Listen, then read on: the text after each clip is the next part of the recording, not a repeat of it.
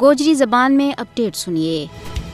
اگر بھارت کی تاریخ کو باریک بینی اور انگریزی کے نال مطالعہ کیو جائے تو ماضی قریب میں نہیں بلکہ 1947 میں برطانوی سامراج تو آزادی تو فوراً بعد ہی بھارت نے جنوبی ایشیائی خطہ کا امن ماں زہر کھولنا شروع کر چھوڑے تھو۔ تائیں تے روز اول تو اہل دانش یا گل کہتا آ رہے ہیں کہ ہندوستانی ملک کے ہوس گیری، بالادستی، تکبر، غرور اور کروفر تے جہالت نہ صرف جنوبی ایشیا بلکہ پوری دنیا کا امن واسطے مجھ پارو خطرہ ہے۔ اس کے علاوہ بھارت اپنی تخریبی سرگرمیاں اور اپنا گماڑیاں کے خلاف جہریت کو ارتکاب کر کے خطہ کا خرمن امن نہ سواگا کا ٹیر میں تبدیل کرنا چاہے۔ بھارت میں فسطائی مودی کا برسر اقتدار آن تو بعد علاقائی امن واسطے خطرات اور زیادہ بڑھ گئے۔ بھارت کی جعلی کاروائیں پہلے تو ہی غیر مستحکم علاقائی منظر نامہ نہ اور پڑکا رہی ہیں۔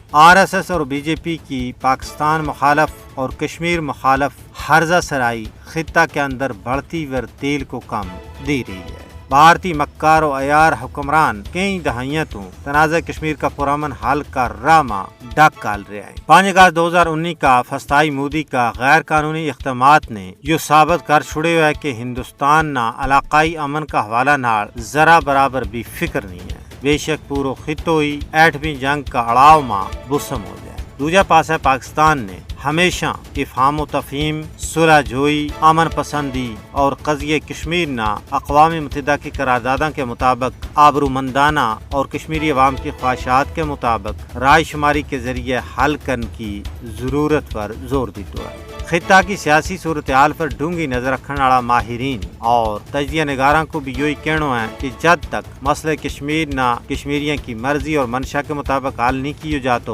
خطہ ماں امن ایک خواب ہی رہ گو۔ اس واسطے عالمی طاقتاں نہ جہریت پسند مودی کی لگام کسنی چاہیے پہلا اس تو کہ کائی بھی حماقت ایک بڑی تباہی و بربادی کو پیش خیموں بن جائے۔